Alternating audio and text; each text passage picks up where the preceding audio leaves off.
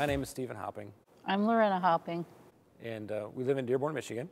Now I actually work at Ford on their National Technical Hotline for their dealerships.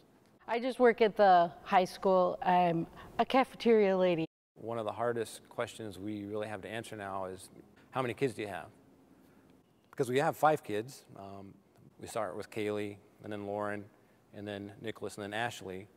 And you usually give ages of kids when you're talking, and when we talk about Chris, we say, well, Chris would have been 26 this year. Because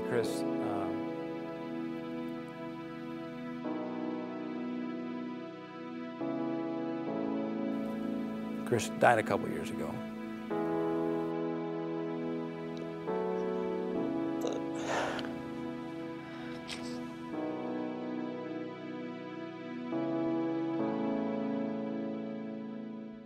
Chris was always good around people, very friendly. Very outgoing. Yeah, always made friends well, so he seemed to do pretty well all through high school. We were there for him. He's kind of in and out of our life, like any adult kid is, you know. But somewhere along the lines, he got involved with drugs. He would have periods where he was doing well, and then periods where he would kind of just disappear, and he would look horrible when he came back. And we knew something was wrong. We tried to love him. Yeah, we tried to love him. We tried to support him. We tried to be hard on him. Lots of different things. But we're always there for him. Saying, Chris, you know, we're here to help you, but there's nothing more we can do. And so we were encouraging him to get involved in some type of program to help him. We heard of Life Challenge. He finally got accepted. He went in, and there was, for the first 30 days, you could have no contact with your family. So we knew we wouldn't be able to talk to him for about a month, but we were looking forward to talking to a different Chris on the other side. And I was at work, and my phone rang, and it was a voicemail. I didn't recognize the phone number. And the voicemail was from the director of Life Challenge, Pastor Jeff. I called him, and he told me that Chris had taken his life. They found Chris dead.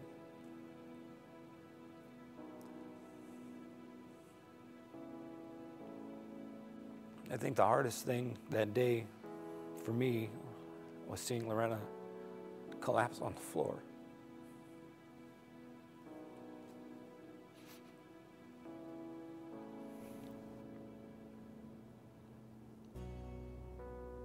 Chris wrote some final words, and God saw fit to leave it for us to have. My plan is to find myself in this program, be clean and sober for the rest of my life. All debts will be paid back no matter how long it takes, and all the pain I've caused will be made right. I must get back on my spiritual path to start walking with Jesus again.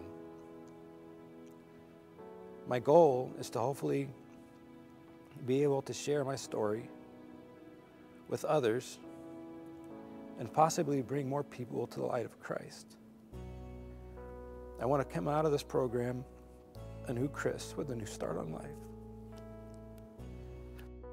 People might ask, how did God get you through? I go to some words from Psalm 146 and 147 where the writer says, God heals the brokenhearted. He binds up their wounds. He lifts up those who are bowed down. And when I read those words, that's us. Our hearts are broken. We're bowed down with grief. But we know that God is healing us. He is lifting us up. He is binding up our wounds. And some of them are still bleeding profusely at times.